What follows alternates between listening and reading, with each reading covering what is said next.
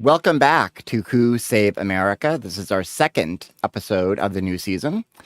Today, we are turning our attention to a critical yet overlooked issue in America and, frankly, throughout the world: ageism. There are many places in the world where it is an honor to grow old. In Greece, for example, elderly citizens are respected and celebrated. Tribal communities, such as among Native Americans and in African regions, value their old members for their wisdom and the lifetime of knowledge they can pass on to the young. Asian cultures that have embraced Confucianism tradition take extra special care of their elderly. And in Korea, 60th and 70th birthdays are celebrated with the zeal of an American young person turning 21. America, sadly, is not the best country for taking pride in your age. In current American culture, there is a deeply rooted veneration of youth and the qualities typically associated with it: vitality, beauty, agility, and innovation. This cultural narrative is propagated through various channels, from the glamorization of young celebrities in the media to the tech industry's obsession with young entrepreneurs. The underlying message is clear. To be young is to be at the peak of one's powers, to be relevant, and to be the driving force of society. At the same time, there exists a parallel narrative that highly values independence. American ideals often equate independence with strength, capability, and success. The self-made individual is a celebrated archetype, embodying the notion that personal worth and achievement are measured by one's ability to operate independently. The image of an older person who may be physically frail, mentally uncertain, and in need of assistance summons feelings of derision rather than respect. When these two narratives intertwine, they create a cultural environment where aging is not just a biological process, but a marker of decline, a movement away from this idealized state of youthful independence. This mindset inadvertently lays the groundwork for ageism to manifest itself in both subtle and quite overt forms. It's in our advertising industry that predominantly features younger models, perpetuating the idea that beauty and value diminish with age. It's in the realm of entertainment, where older characters are often stereotyped as being grumpy, stubborn, and out of touch, rather than characters written with depth and complexity. Even in our everyday language, phrases like senior moment reflect an underlying bias that equates aging with cognitive decline. America's idolization of youth and independence impacts our entire society, not only our older individuals. It leads to a loss of intergenerational wisdom, a narrowing of perspectives in workplaces and public discourse, and a less inclusive community ethos.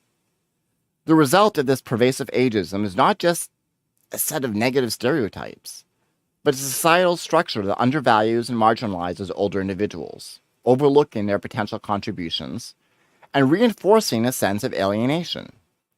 And the real irony of us cultivating such a harmful cultural environment for our elderly is the fact that we are, at the same time, demonizing our future selves. Yes, if we're lucky, and there's a great deal of luck involved in that, we are all going to be old one day. When our own time comes, do we want to live in this world of discrimination that we have created against ourselves? I'm guessing probably not. The stereotypes that stigmatize older adults are just that, stereotypes. While it is true that a person's body breaks down biologically as we age, that doesn't mean that every elderly person is weak and sick. Certain cognitive diseases, such as Alzheimer's or dementia, are more likely to strike when a person grows older. But this does not mean that all senior citizens suffer from muddled thinking or that they struggle to learn new things. Likewise, older people are not all stubbornly set in their ways, as is the common belief. Like any person, in any place or any time, seniors too have the capacity for learning, change, and growth. Older Americans are as varied a population as any, with equal probability to have strong bodies and sharp minds. And we do our elderly citizens a great disservice by lumping them all into the category created by harmful stereotypes. But the news, fortunately, isn't all bad. The happy fact is that despite society's prejudices and negative attitudes against them, older adults across the globe consistently self-report as being more content in life and experiencing greater fulfillment than their younger counterparts. This concept of growing progressively happier as each year goes by has been dubbed the paradox of aging. It is speculated that this shift toward happiness occurs in older people when their focus moves from social competition to social connection, when their priority is to save your life and to enjoy the present moment. Much of this personal happiness may also be attributed to an older person's tendency to regulate their emotions better, exhibit greater social maturity, and to generally be kinder, more conscientious human beings who are well equipped to navigate relationships. This scientifically backed portrayal of the elderly exists in direct contrast with the stereotypes of the bitter, cane-wielding old grouch. And herein lies one very harmful result of ageism: a negative self-perception. When our society fails to emphasize the benefits of growing older and focuses only on the potential pitfalls, as people age, they naturally envision themselves on a slippery downward spiral that leads to, well, nowhere good. Almost a false inevitability, which is simply not the truth. Unfounded fears about the future combined with misconceptions about your own value as you grow older can, of course, steer a person into a self-fulfilling prophecy about the fatalism of aging. Dr. Becca Levy of Yale University has done extensive research on human aging across cultures, and she tells us, quote, "People who take in more negative age beliefs tend to show worse physical, cognitive, and mental health. But the good news is that those who are exposed to or develop more positive age beliefs tend to show benefits in physical, cognitive, and mental health." End quote.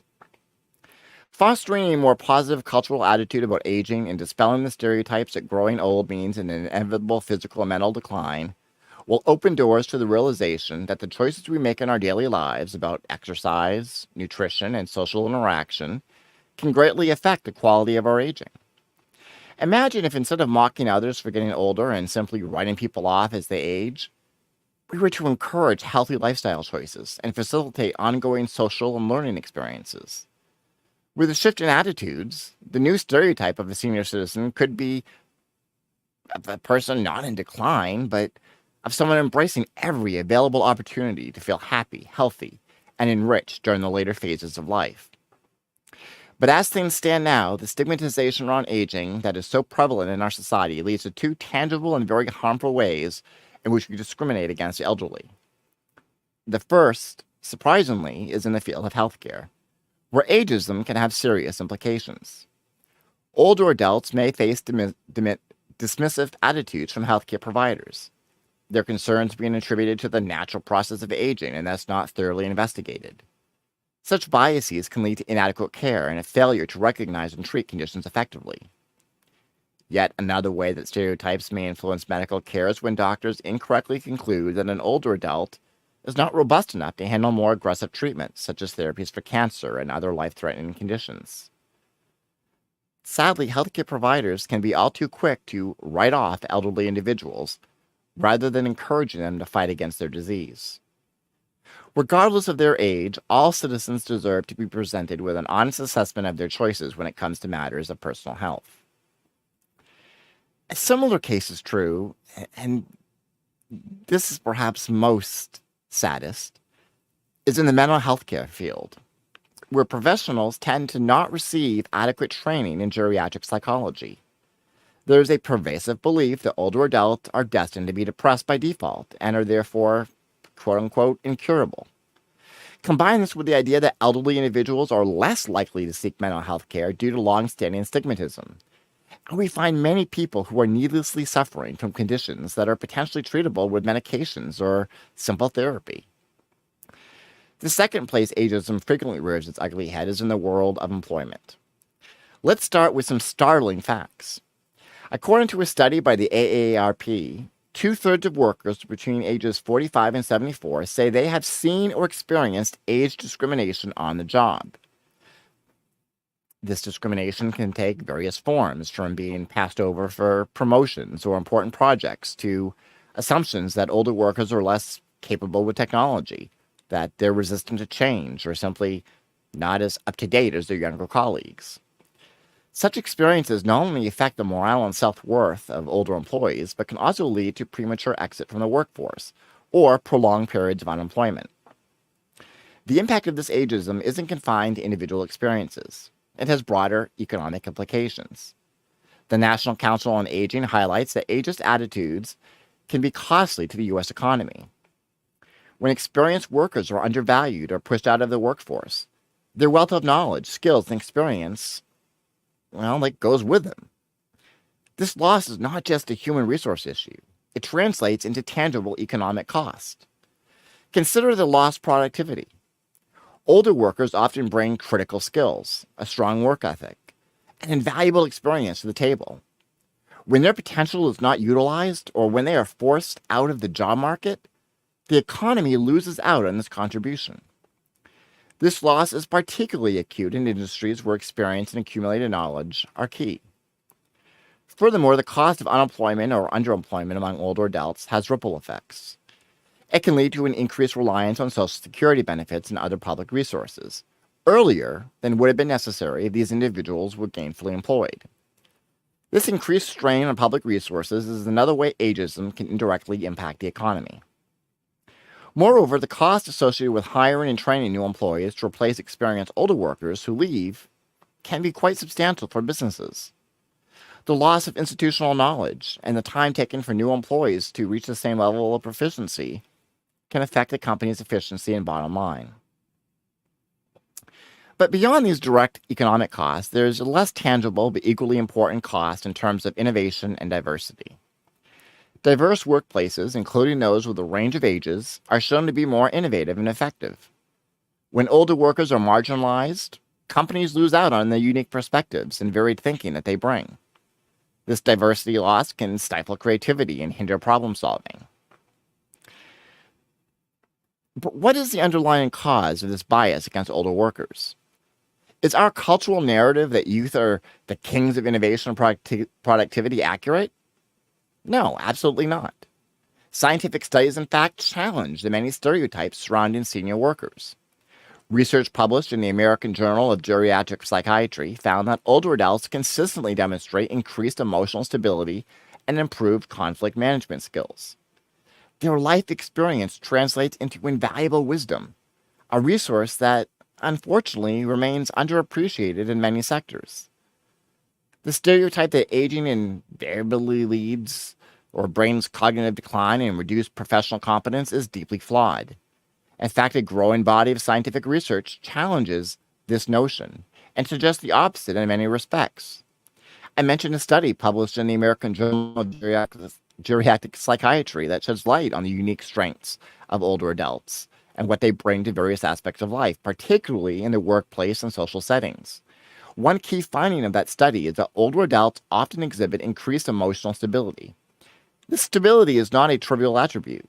It translates into a more balanced, measured approach to handling workplace challenges, interpersonal relationships, and stressful situations. Emotional stability cultivated from years of diverse life experiences enables older adults to navigate complex social dynamics and workplace politics with a level-headedness that is invaluable in many professional scenarios. Furthermore, the research highlights that older adults possess enhanced conflict management skills. These skills are likely honed through years of navigating personal and professional relationships, allowing for a refined approach to conflict resolution. Older adults are often better equipped to see the bigger picture, avoid getting entangled in minor details, and focus on finding solutions that work for all parties involved. This ability is particularly critical and crucial in leadership and managerial roles, where effective conflict resolution is key to maintaining team cohesion and productivity.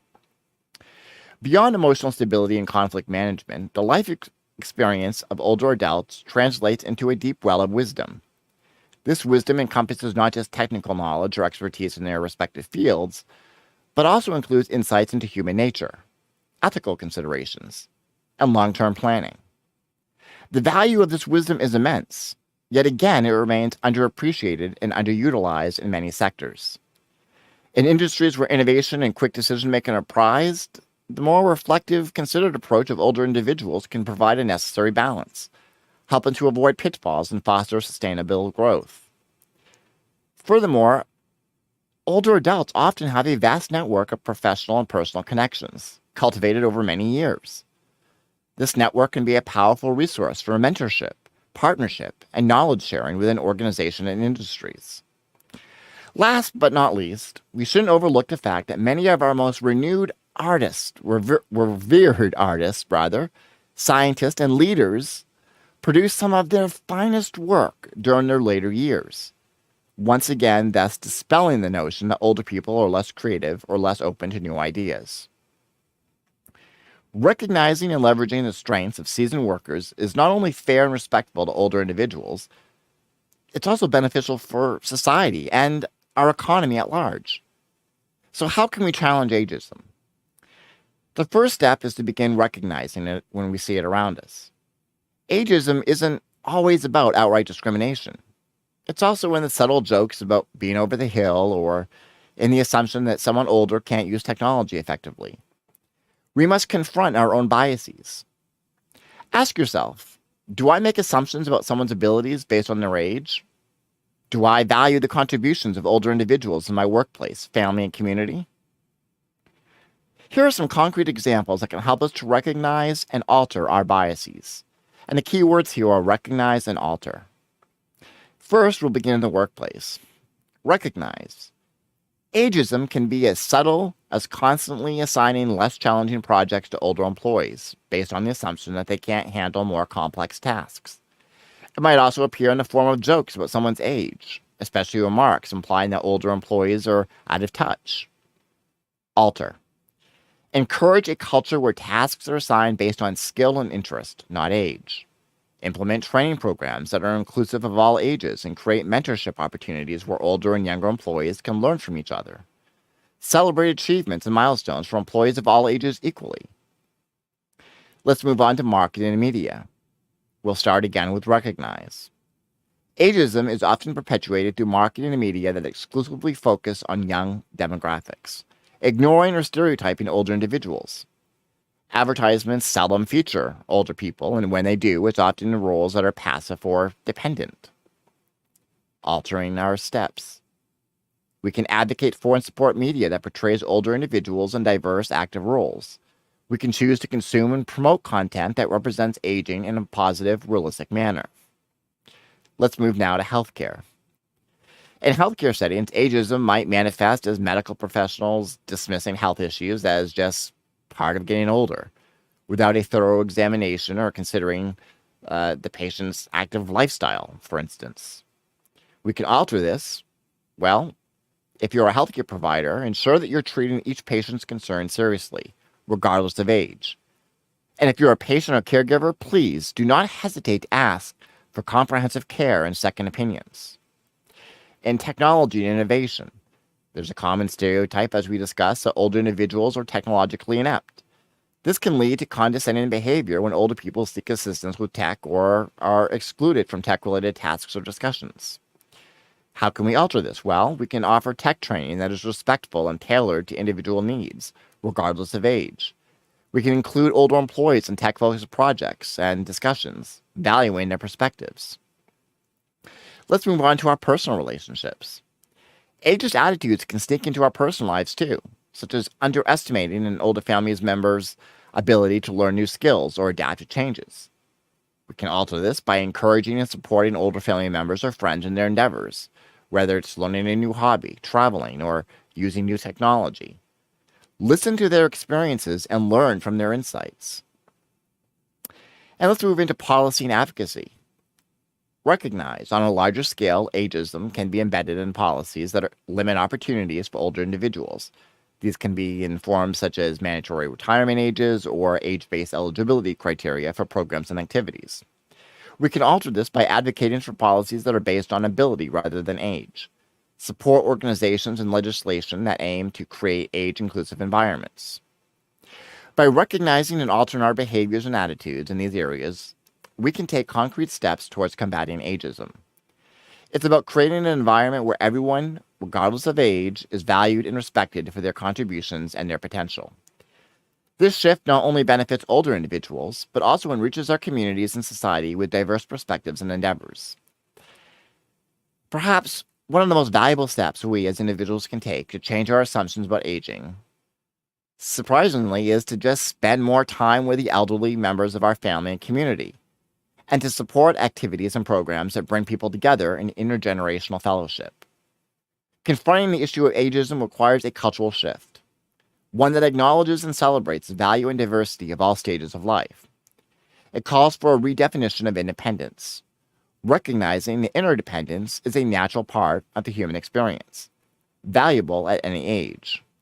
By challenging these deeply ingrained perceptions, we can create a society that respects and embraces aging, seeing it not as a decline from an ideal state, but as an integral and enriching phase of the human journey. So as we move forward, let's embrace a culture that sees aging not as a decline, but as a continuation of growth and development. Let's foster environments where every individual, regardless of age, feels valued, respected, and heard. Thank you for joining us on this journey of understanding and change. Let's not only respect our elders, but also learn from the rich tapestry that comes from their experiences. Together, we can build a society that cherishes every stage of life.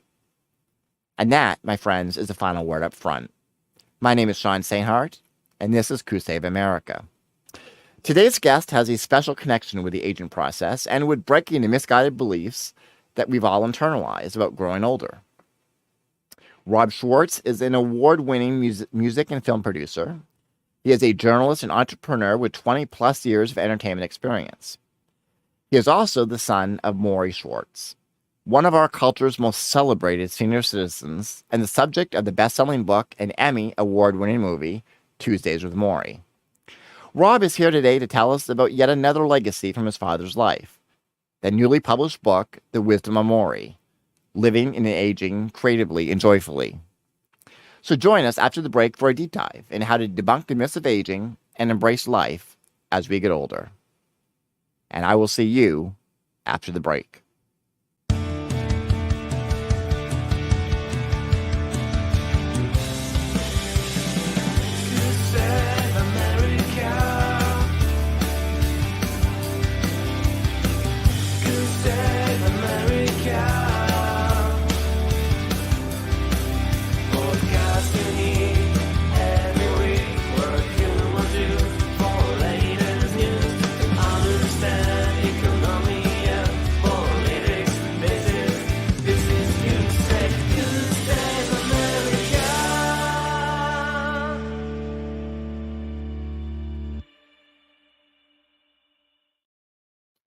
And thank you for tuning back in. I'm going to bring in our guest, Rob Schwartz. And a lot of people might be hesitant to buy a book that talks about aging. I found this book to be illuminating in so many respects. Thank you. What was your reaction when you read the final manuscript? Well, I think we have to start a little bit before that because it's kind of a long story, and the foreground will give you a little bit better idea. So I was actually at home, living at home for the last time with my parents in the late 80s. I had done a lot of traveling in Asia, and I was preparing to move to Japan. And I spent 3 months in my parents' house in the summer of 1989. And my father was working on this book at the time.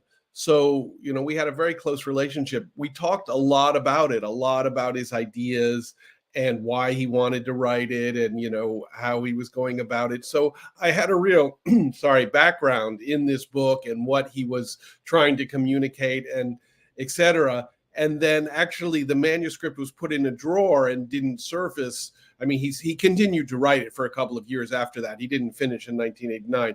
But let's say in about 1992, the manuscript was put in a drawer, and I rediscovered it 10 or more years after that. So I knew what was in it, or at least I had a good idea when I pulled it out of the drawer in, let's say, 2002 or 2003. But of course, it was enlightening to read the specifics. So, I did have an idea of what was in it before I rediscovered it, shall we say. And now I think somewhere in the book, he mentions that this book is really intended for people who are older. Yes. And while that is certainly true, what I found in reading it, I'll be honest with you, I'm someone who is afraid of aging. It scares Well, I me. have It's some bad news frightening. for you. Yeah, I know. It's going to happen. And where does this fear come from? Is this fear cultural, do you think, or is there just a natural inbuilt fear of aging that we all have? Well, I think it's both. And I do want to say that I loved what you had to say. My father would be so happy with what you said in the first half of this program. There's so many specific points that are exactly what he's writing about in this book, and we can get to that. But I will answer your question. I think it's both. I think that the fear of aging fundamentally, across all human experience has to do with the fear of death, right? We're all Right. acutely aware that the older we get, the closer we get to death. There's no getting away from that. Then specifically, as you mentioned, in our society, in American society, elderly people, seniors are not looked on particularly positively, and they're looked on with many of the negative stereotypes and negative aspects which you outlined in your talk. And I think that that's true in American society much more so than other societies. And we can talk about particular other societies. Your listeners probably don't know, I lived in Japan for Oh, decades, right. so I can talk about Japan very specifically. I just want to throw this in there because I love it so much. They have a wonderful expression in Japanese, which relates to one thing that you said, which you'll recognize when I explain the expression to you. The expression is maruku naru, and it means to become rounder. And this is what they say about aging people. They maruku naru, they become rounder, which means they become kinder and sweeter. Not everybody, but you Right. often hear maybe a child or a person say it about an older relative that they've become rounder as they age, which means they become more kind and more sort of conscientious and take, don't take things quite as seriously. And this is a common Japanese expression. Like every Japanese person would know that expression. Well, and it's very true. I mean, just look at what one of the things about the book that I found so endearing was the honesty of it. He does not shy away from any of the hard Right. problems. I mean, talking about regrets that you have, and dealing with the regrets that you have about your past that you can't Right. change. Right. And I certainly have a lot of regrets, and it's very hard to not obsess over them. Yeah, absolutely. I'm really glad you brought that up because I think that is one of the most valuable aspects of the book is that my father addresses negative things and says, like, we Yeah. all have this in our life. There's no point in ignoring these things, but he tries to show how you can work with it and how you can change it into something positive, or at least, take the lesson and move forward. That's always the way with my dad and this book is take what you have, what you've learned, and how can we move forward and be, better at or happier or sweeter or kinder or more engaged in life. And he examines things, as you know, since you've read the book, from many, many different angles. It's not just this. Yes. Like, well, you can look at it this way, you can look at it this way, that might help you.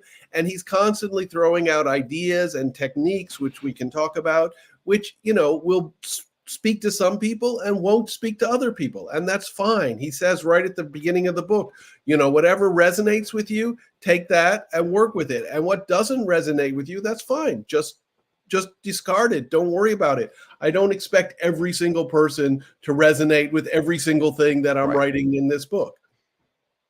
Well, and what's really interesting about the book too is that he doesn't tell you anything, right? He provides insights and wisdom and multiple perspectives. It's not an instruction manual per se. It's Oh, I would agree with that. But on the other hand, I mean, I guess it depends on what you mean by an instruction manual, but he offers a lot of techniques. He yes, says, he this does. helped me, this may help you. So it's not like there's nothing to do or nothing to try in this book. There's a lot of things to try. Now, if some people don't want to try them or think it's not going to work for them, then that's fine, Now, Morrie is let's just be honest, a very unique individual. That's true.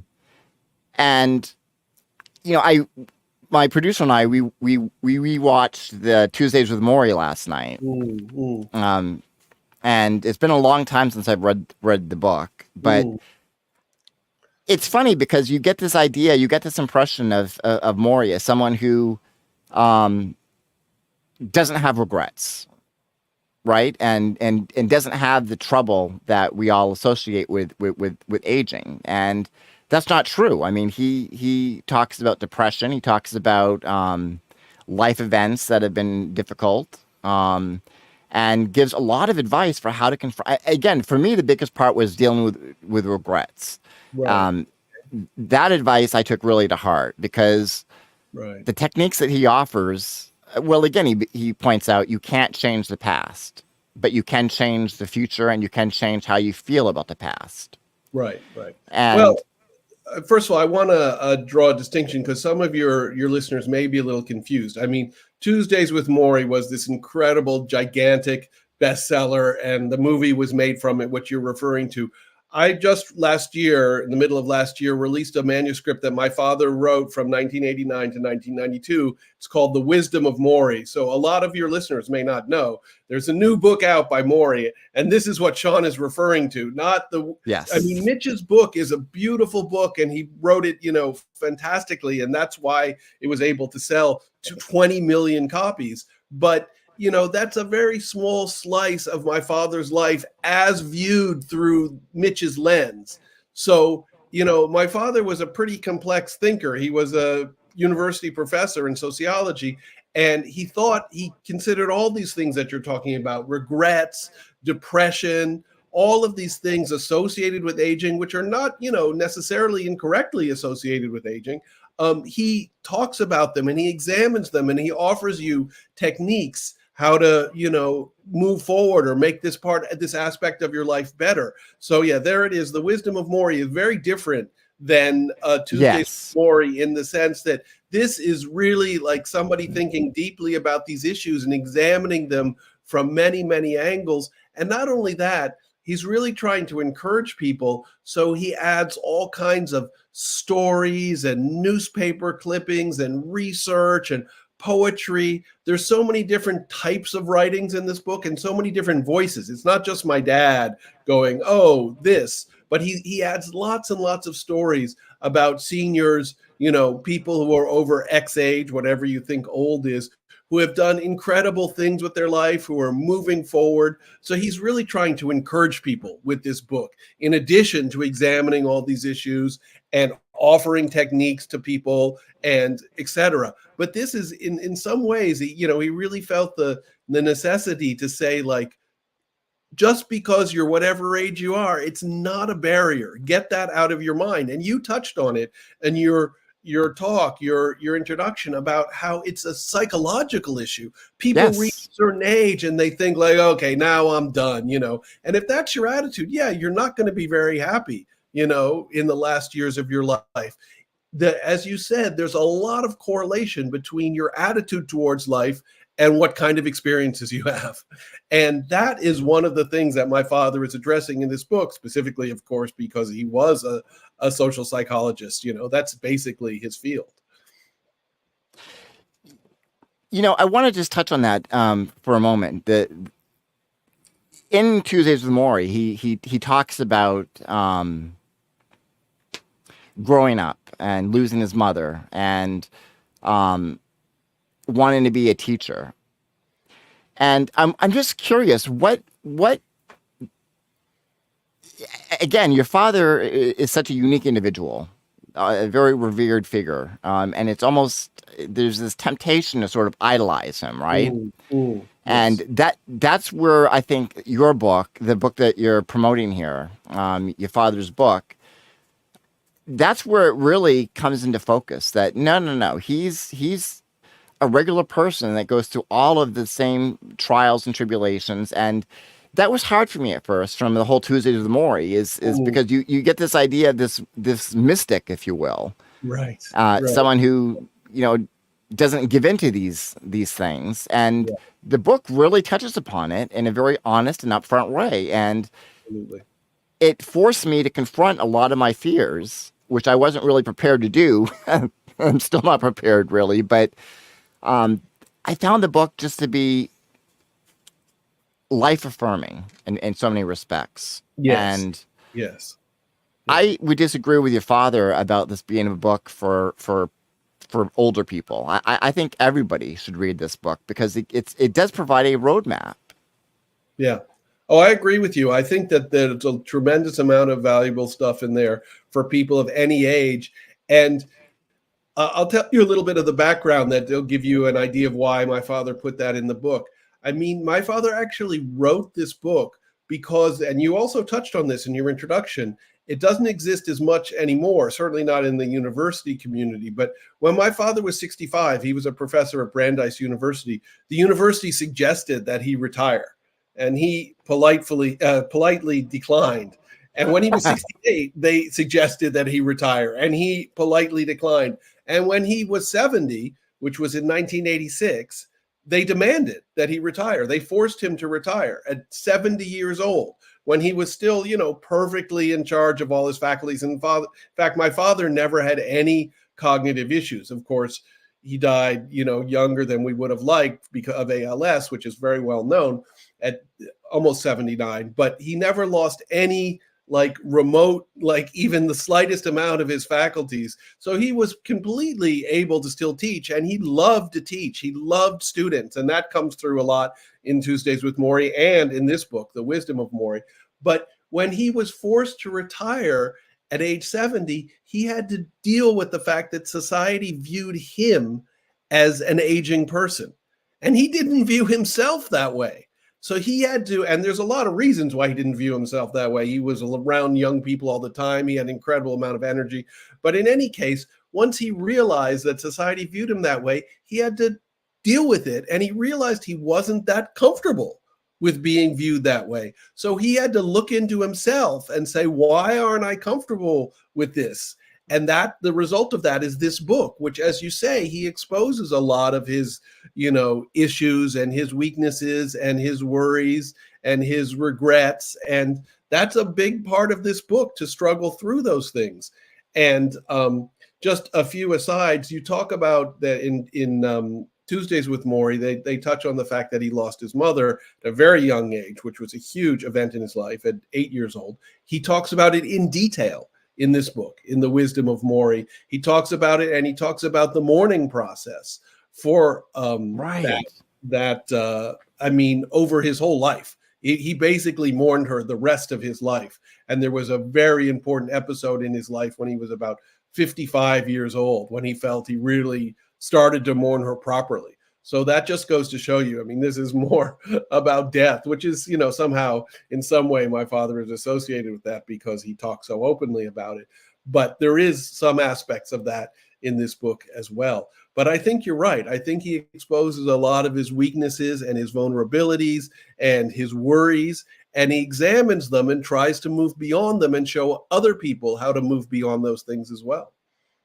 Yeah. What the part that had me crying a little bit was when your father actually talked about crying, and Right. and I think the experience that you just mentioned, when he kind of came to terms with his mourning, Yes. was when he just was meditating and he just started crying for no reason, no That's apparent true. reason. So I remember that passage vaguely, but the passage where he cries for 12 straight hours, maybe you've forgotten it. That is the passage about mourning his mother. He was doing therapy, group therapy, and they Oh, did the group role therapy, play. right? And they do role playing where they actually have somebody playing the corpse of his mother, and he just lost it, and he cried for 12 hours, and that was the final catharsis of coming to terms with losing his mother. And it had happened 7 years before Years that. ago, yeah. So this is a kind of thing that you just don't get over. People tell you get over it. It's no, some things in your life you really have to work through are really long-term emotional issues. And my father would go down that road entirely. He was also a therapist. He also did therapy for people in addition to being a university professor. And I love to tell this story because most people don't know it. So in the 70s, my father sort of figured out that therapy was only available to wealthy people, right? Back in the 70s, health insurance did not cover therapy. So he and two colleagues opened a low/no cost mental health collective in Cambridge, Massachusetts called Greenhouse. And they used to treat people for free if they had no money, or it was pay what you could. So people would just pay whatever they were able to pay. And this went on, for many, many years. My father was a part of it until he could no longer participate because of his health, but it even continued after that. So I'm really, proud of what he did, not only on university campuses, but in the community, and trying to, put a focus on mental health and treat people, because we all have trauma in our life, and it doesn't go away. It's definitely something that stays with you. Yeah, and he also he brings in a lot of stories from other people. Yes. And some of those stories are hard to take. There was a gentleman that got into a car accident. Yeah. And, suffered immensely and, but somehow found the will to persevere. Yeah. Absolutely. And the book is just full of stories like this from other people. Right. That bring this into focus about, and it's not about ageism per se, but it's about the burdens and struggles that you can expect to face and how you can either confront them and your father even gives you permission to deny them. Right. Or whatever works for you. But certainly he thinks that facing your fear, facing your anxiety, facing your trauma and dealing with it is the way to go. I mean, that's what he would suggest and try and work with. Some people have a difficult time doing that. But I completely agree with you that he puts in lots of stories, and it's really, this book, we could really speak to anybody.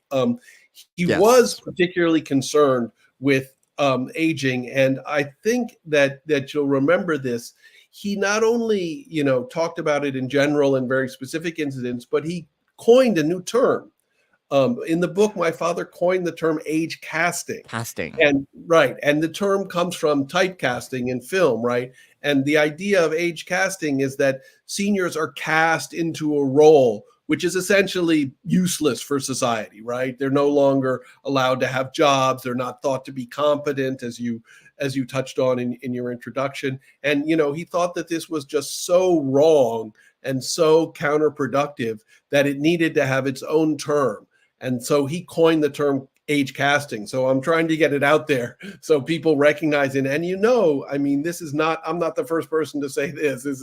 This goes way, way back. But, if you can name things, then you can start to deal with them more specifically as a problem or as an issue or something to solve. That's the kind of brains we have. We need to put a name onto a concept. If it's something amorphous and we can't exactly pin it down, then it's impossible for us to deal with, Absolutely. Can you give us some examples of age casting? Oh, well, I mean, the story I gave you about my dad is a story of age casting where he was forced to retire at age 70. I mean, I think that is standard across American, economics, where at X number of age, unless you're the boss, then they can't force you. Yes. You own your own company, or even in some cases are the president, or, there's boards of directors that are filled with seniors because it's really hard to kick somebody off a board of directors. But the rest of working people, they're at the mercy of their employer. And if their employer feels like, even if they're doing okay, they might slip up or something, lots of people are relieved of their jobs because of their age. And oftentimes it's just wrong. It's just age casting, So I think that it's something, as you correctly pointed out, in our society that we need to address. How does it contrast? You had mentioned Japan earlier. Yes. And can you kind of give us a contrast as to how, they must have ageism as well to some extent. How does it manifest differently? Well, I would say on an economic front, it's probably not that different. I mean, people are really forced to retire on an economic front in terms of the working life. People are forced to retire. Certainly it's the same thing if you are, the boss or something like that. But the retirement age in Japan is actually younger than in the United States. And it's an economic thing because Japan is very much what do we call that? Like a hierarchy in terms of age. So as you age, especially if you go up the ladder, your salary is really going to climb up. So if they force somebody out at the top of the salary spectrum, they can probably hire 2 people or 3 people at the same price. So it's really an economic equation. But on the other side, and I've said this a lot in a lot of different interviews, I think that there is a big difference in terms of how elderly people are respected in Japan. And, there's just a whole, because Japan is really, in a lot of Asia, not just Japan, Korea is also this way, is a culture of respect. Actually, I lived in Indonesia for a while, which is basically a forgotten country. And I could talk about Indonesia a lot because it's really crazy how big it is and how forgotten it is by certainly people in this country. In any case, they have this incredible culture of respect.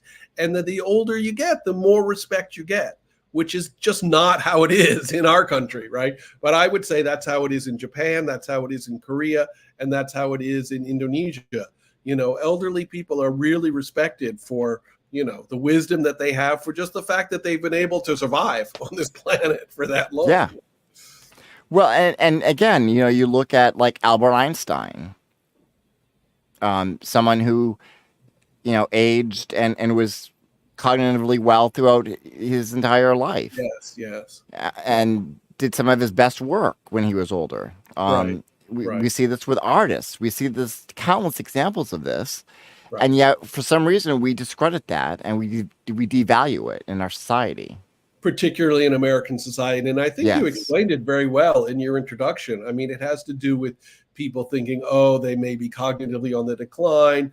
And there's also this idea that, people can't learn new technology or don't know how to, use technology. And of course, we're such a technologically focused society now with our smartphones. I mean, we spend all day interacting with technology now. And this is really something, I don't know, you might be right on the edge. I think you might even be too young to remember when that was not the case at all. I am not too young to remember when we never interacted with technology. We had no computers, no smartphones, we had telephones that sat on a desk.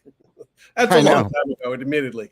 But, the society is so different now in terms of the technology that you interact with on, a daily, hourly, by minute basis. So I think that has influenced it a lot, that people feel that, seniors are not going to be able to use new technology. In about 10 or 15 years, I think that won't be an issue. I think every senior will be totally technologically integrated because they will have grown up with it.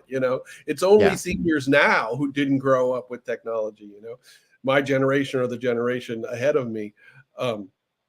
But I think that's one of the reasons for, the intensity of the ageism is technology and the feeling that seniors just can't, understand it, which is ridiculous, of course. I mean, they may need some help, they may need some training, but the technology that we deal with on a daily basis is not that difficult. Really, right. Well, and before reading this book, and can we put the book up real quick again, Mac? Wisdom of Morrie? The Wisdom of Morrie. Thank you. Go. Yeah. There we go. Living and Aging Creatively and Joyfully. Before reading this book, I hadn't realized that I've been engaging in a lot of ageism too. I mean, especially in the political realm, right? Where we've got 2 leading candidates for president that are pretty up there in age compared to what we had. We've had Dianne Feinstein, for instance. And these are bad examples in many respects, but you can see in the entire country ageism playing out on a grand scale right now.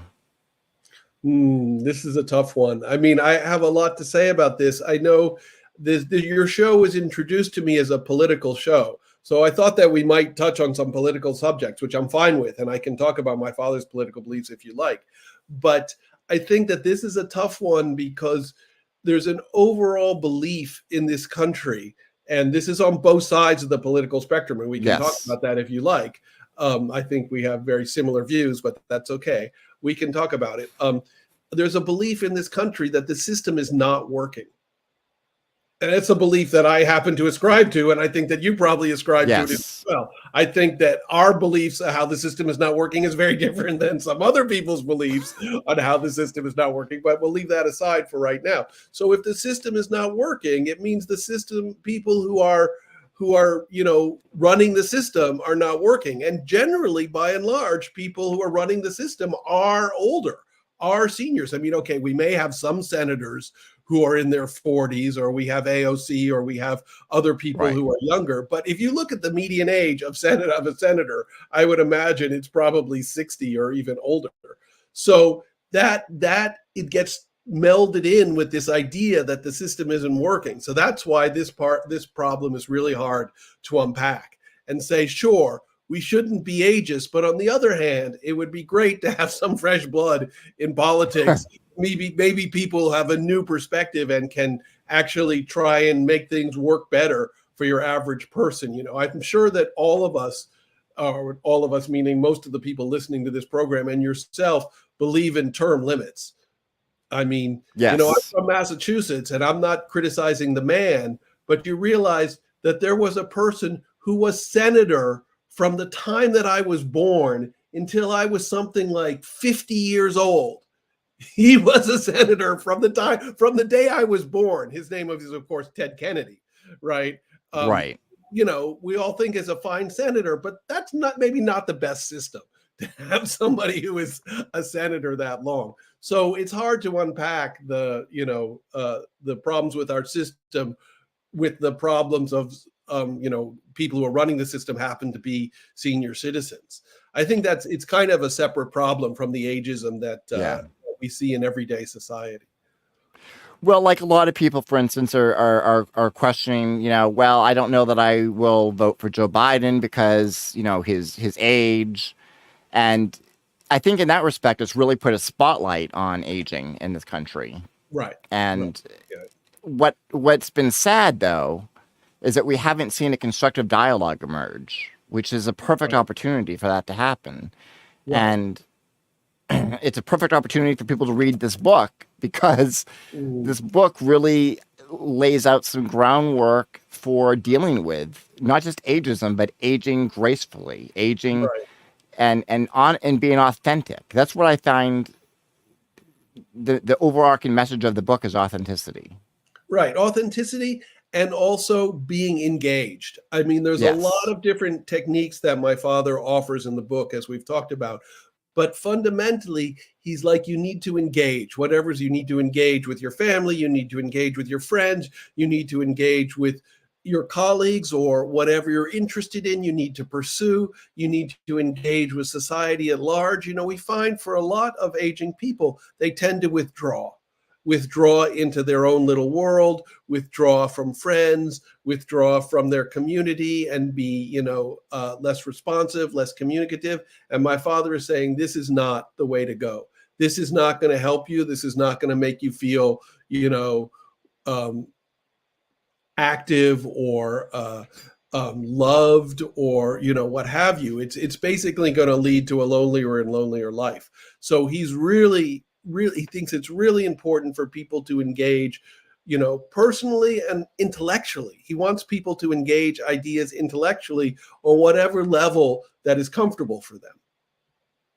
Yeah, absolutely. And again, I found the book to be something that forced me to confront a lot of my fears.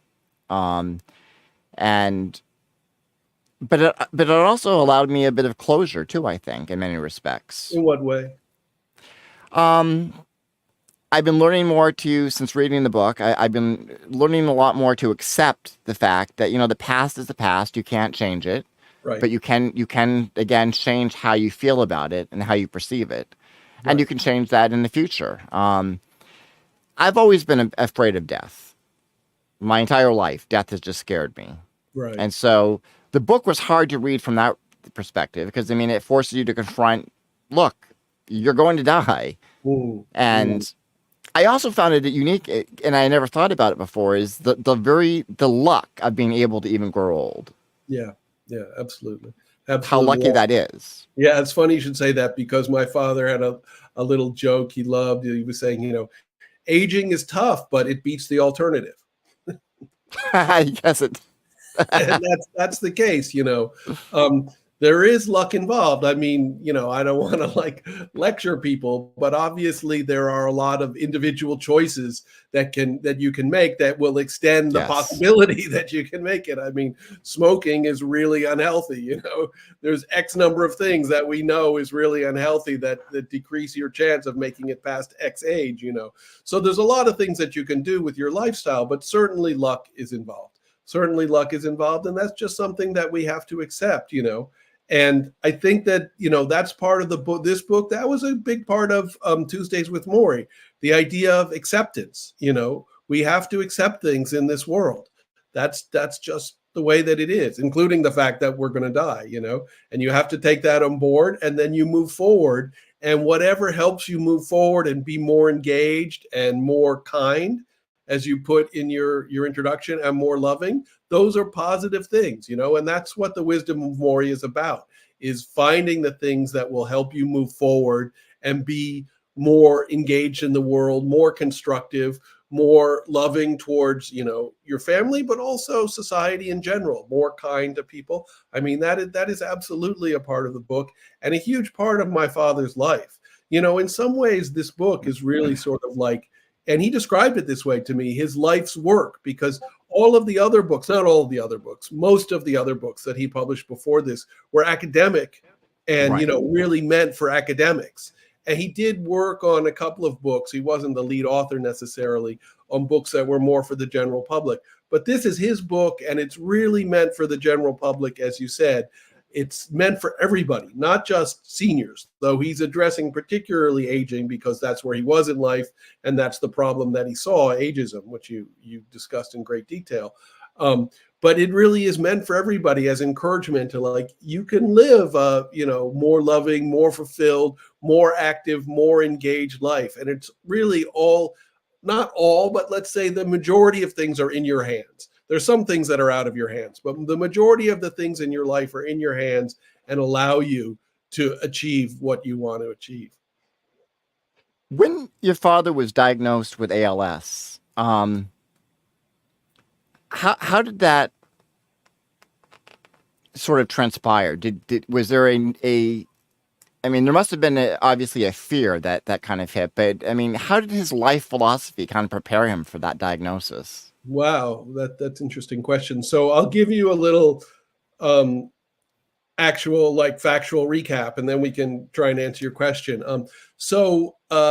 My father was like this incredibly active guy. He loved to dance. That's actually Yes. It was more. There was this, I think it actually still exists. It's much smaller than it used to be. This group in the Boston area called Dance Free, where they took, like, expressive dance, not classical dance or anything, but just, your personal dance out of the club context, which is where people go to dance, right? And just put it in like any room and just play music, and everybody can have a good time and dance without that sort of club atmosphere, right? So my father used to love Dance Free, and he was, wonderful at dancing, and he started to, have a hard time to move and stumble. And it took a long time. I mean, that probably started in early 93. And we didn't get the diagnosis until the summer, July of 1994. I like to tell this story because Mitch doesn't have it exactly right in Tuesdays with Morrie. It's okay. It's a slightly fictionalized version. But the doctor actually came to our house. We were at the dining room table in our house in Newtonville, Massachusetts. And the doctor said, they did a lot of tests. They couldn't figure out what was wrong. And after a lot of tests, they said ALS, Lou Gehrig's disease, which, I had never even thought about other than knowing that it was something that Lou Gehrig had died of, and neither had my dad. So it was a pretty big shock. And we had to, think about what is that and what does it mean? And sorry, what was exactly the question you wanted me to answer about how? Well, how did his life philosophy prepare him to deal with that diagnosis? Right. Well, I mean, I could talk about that for a long time, but I think you can see the answer in the Wisdom of Morrie in this book. I mean, his life philosophy was all about taking what you have and making the best of it, doing the best that you can do. And he specifically says this, if people want to watch there are the Nightline interviews with him. They're all on YouTube. He appeared on Nightline with Ted Koppel 3 times. That's where Mitch initially saw my father and came back and reconnected with him after 17 years, I think it was, of completely 16 years, I guess, completely no contact whatsoever. I mean, Mitch was a favorite student of my father's. They had a really close relationship. Mitch, this is all in the book of Tuesdays with Morrie. He promised to stay in touch, and then nothing for 16 years. And he saw Dad on Nightline, and he came back and reconnected. But in the Nightline episode, my father talks about how, when he first got this diagnosis, it was crushing, and he was, devastated. And it took him a long time. It wasn't like he woke up the next morning and said, okay, I'm going to do my best. He mourned for himself for a while, but then he made this conscious decision. And this is what's answering your question about life philosophy. He made this conscious decision. I'm going to take what I have, the time that I have left and the ability that I have left, and do the best that I can with it. So he started. Mitch didn't come into the picture right away. Mitch only came into the picture after about a year. My father was diagnosed in July of 1994. I think Mitch reconnected with him in maybe April or May of 1995. My father started discussion groups with his friends and people around about death, about aging, about illness. And this is what started to focus attention on him. He was talking about these things openly, and there's kind of a big taboo, certainly at that time today, around death in our society. My father was talking about it very openly, and there was discussion groups. And the Boston Globe, our local, paper, the important paper in Boston, got wind of what he was doing, and they sent this wonderful human interest reporter named Jack Thomas. He wrote this gigantic 2-page spread on my dad. That's something like a professor using his own death as a lesson or something like that. And there was a senior producer, a wonderful man who's been so supportive of my dad, named Richard Harris, who was from Boston. And he still, though he lived in DC and was producing Nightline with Ted Koppel, he still got the Globe. He saw the article in the Globe about my dad, and he suggested that they bring my father onto Nightline. And that's what kicked off the whole thing where, now we have Tuesdays with Morrie. Now we have the movie. Now we have this book, The Wisdom of Morrie. I mean, because very truthfully, if it wasn't for Tuesdays with Morrie, I wouldn't have been able to publish this book, right? This book was eagerly taken by publishers because they know how many people love my father now. But if none of that had ever existed, if he had just been some guy, some university professor who died of ALS, it would be impossible for me to publish this manuscript, no matter how much wisdom it has in it. That's the economic reality of publishing. Yeah, no doubt. And that would be a real shame because, again, this book is a manifesto for living. Not even aging per se, but just how to live life with fullness, with love. Your father emphasizes love quite a bit in the book. Yeah, absolutely. Especially love of self. Right. Absolutely. Yes, he thinks that's incredibly important. And I mean, as we've talked about already, and there's so many techniques, but also stories of all sorts of different people, because everybody feels like either, oh, nobody has it as hard as me, or I can't do this, or, what's the point? A lot of people have those feelings. And my father's trying to show you the point is that you do it, you're going to feel better, and you're going to enjoy life more. What could be a better point than that? Is that you're going to feel better and you're going to enjoy life more. If you put yourself out there, if you do something that you love doing, or something that you're interested in, or something where you feel you help people, or you're achieving something, you're going to feel better about yourself, and you're going to make more connections in the world. More people are going to want to be with you. It's just a sort of a snowball of positive effects. The more you try, the more people are going to be attracted to you. Absolutely. And one of the things that also struck me was the forgiveness aspect of your father. I mean, I would have loved to have met your father. I mean, I'm sure that many, many, many people probably say that to you all the time. Yeah. And it's an honor to meet you, by the way. And let me ask you, growing up with your father, did you ever feel the pull to kind of go into sociology yourself? Because you kind of took on a different trajectory in life. Yeah. I mean, so both of my parents were actually academics. My mother also had a PhD. She worked at MIT, which is, very highly respected university. I thought at one time that I might try academics, but it is kind of a funny thing. And this is more about me. I sometimes shy away talking about it because it's really my dad's book, but I can talk about it a little bit. So actually, my father and I were really, really close and also really quite similar in personality. He was very laid back, very warm guy, very philosophical, head in the clouds, not good at practical things, couldn't fix a car engine, he wasn't that type of guy. He grew up in the ghetto in New York, he didn't understand. My uncle also grew up in the ghetto, my father's brother, but because he had polio as a child, they sent him to a farm in upstate New York. And so he learned how to farm. So my uncle learned how to farm where my father did not. My father went and visited my uncle in West Virginia, and he had absolutely no idea how this guy was like growing vegetables in his garden. He would plant seeds, and my father would be like, "So when are we going to see vegetables?" It's like, yeah, it's not quite that quick, But the point is that the story I was telling is that my father and I were very similar, and maybe some of it was subconscious, some of it was a little bit conscious. I really felt that I had to pull myself away from him and establish my own independent identity. So, for example, I didn't go to university on the East Coast. I knew that I even had to leave the East Coast because they were so intertwined with the academic community on the East Coast. And then once I did that, I just basically went to Asia and went traveling and then moved to Japan. So, I moved very far away, and it wasn't because I had any negative experiences with my family. Quite the opposite. I felt I had to go and establish my own identity and do my own thing. So, that's my story. And I didn't, I considered even if I lived far away, I could go to become an academic. I actually thought about going to university in India. I was very attracted to Eastern religions, Hinduism and Buddhism. But in the end, I didn't do that. I moved into journalism and producing entertainment.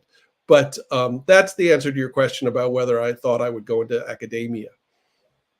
Yeah, your father talks about in the book your trip to Asia, I believe, and how nervous it made him. So there's a funny story there. There's a funny story which I haven't told very much. And you asked about, me reading the book, and I told you I had the general idea of it, but I was really surprised to see this in the book because it is so reflective of a sore point in our family. I went to Asia and I went to Tibet. And not only did I go to Tibet, I went to an incredibly remote area. There's a very, very holy mountain in the southwest corner of Tibet called Mount Kailash. And the time that I went there, which is 1988, which is when my father was thinking about writing this book, he hadn't quite started yet. Communication is not what it is today. There's no sending email. There is no cell phones. Right. I was out of touch with them for probably 6 weeks or something like that. And I told my parents before I left, I'm going to be out of touch for 6 weeks. But somehow they had forgotten that. And they were distressed and incredibly worried that they hadn't heard from me for this long period of time. And it remained a sore point, especially with my mother, for years and years that, I had been out of touch and I hadn't let them know. And I told her over and over, of course, I did tell you that this was going to be the situation. And I am vindicated, actually, because I recently found a letter from my mother where she acknowledges at the time, this letter was written in 1988, which she had obviously completely forgotten about, that I had told them I was going to be out of touch. So they actually did know it, and she'd obviously just forgotten that I had said this, and then they were distressed. So that passage where my father worries about me in Tibet was actually a sore point in our family for many, many years. So that's actually a very long family story that he recorded in that book. And I was shocked to see it. But it was interesting that he uses it as a example or as a lesson on how to let go of things and accept what it is in life. And of course, I was fine. I was not injured. I was in perfect condition. It's just that I wasn't able to contact them because I was in this remote area of Tibet where there was no way to get a message out at all, Yeah. Well, it was very heartwarming to see that story. And what advice would your father give to somebody? And again, this is all in the book. But just for our listeners, Sure. What advice do you think your father would give somebody who is, approaching that age where they're dealing with ageism and they're confronting their own mortality in a sense? Right. What advice do you think your father would give them in a general sense? Well, I think it would depend on the specifics of the person and what their either worries or anxieties or personal situation is. In the book, there's a lot of advice for people who have already retired, right? And that advice goes similar to what I've mentioned already, which is, stay engaged with life, figure out what you're interested in and pursue that, create something around that, make a community of people who are interested in the same thing as you. A lot of times seniors, start losing friends and don't make new friends. He says, go out and engage with people who have a similar interest with you and make connections with those people, in addition to strengthening the connections with your family and that sort of thing. But he really thought that, human connection, relationships with people around them was super important. So if they were, in a place where they had already retired, then he would encourage them to, create something new in your life, whatever it is, something that had interested you that you never had a chance to study or pursue, something that you always had an interest in that you pursue it even more, create a community around it. So it really depends on the individual, the situation of the individual, but those would be some kind of advice for, people who have already retired. In general, my father offered two pieces of advice in general, and this is for everybody. It doesn't have to be for seniors. The first thing was, and this one in some ways is particular for seniors, some way isn't, he thought as people aged, they sort of lost humor. A lot of people become humorless, and he thought that was horrible. So he thought, he says in this book that you need to laugh as much as you can. So you should pursue what you find funny, what you find humorous, and laugh as much and as often as you can. So that's advice for everybody, no matter what your situation. And the second piece of advice, also advice for everybody, no matter what your situation, is he thought, and this has been proven by studies, that meditation is an invaluable technique to calm your mind, calm your anxieties, bring yourself to an even keel, be able to concentrate better. So he was interested in meditation his whole life, but he really increased it the last, after he got the diagnosis. So he really believes in meditation, and he talks about it in this book, Yes. which is, of course, people maybe a little confused. This book was written before my father got the ALS diagnosis. He was not facing, a fatal illness when he wrote this book. He had some health issues, which he discusses in the book. And you may remember he had asthma and he talks about having health issues, but he was not facing a fatal illness. So a lot of people associate my dad with that, but this book is not that. This book is how do I live, a fulfilled, happy, engaged existence. And one of the things that he was completely in favor of is meditation. When did you discover meditation? Well, my father, had this probing mind, and he read across all fields, especially the social sciences and the humanities, for his whole life. So he was reading Eastern thinkers, before I was born. And when I grew up, our house was filled with books on all kinds of Eastern thought. And he tried all sorts of things. I mean, he was studying Tai Chi long before this was a trendy thing in America. But he probably got into meditation around the time, well, somewhat before the time that he was writing this book. You have to remember, I mean, my father was very involved in the 60s. He was a university professor at Brandeis. Brandeis, as I'm sure you know, since this is kind of your field, was an incredibly radical campus in the 1960s. A lot of the political radicals came out of Brandeis or moved there. You know, Angela Davis was at Brandeis in the early 60s. I can name a whole bunch of other ones, but and my father was very involved in that. It wasn't exactly his generation. These were his students, but they really trusted him. And for example, I'll give you one story. There was a lot of sit-ins and demonstrations at Brandeis, and the students would occupy a building. And once they occupied a building, they would call for my father, and he would come in and listen to their demands. Oh, this is true. He would come in and listen to their demands, and he would take them to the administration and negotiate.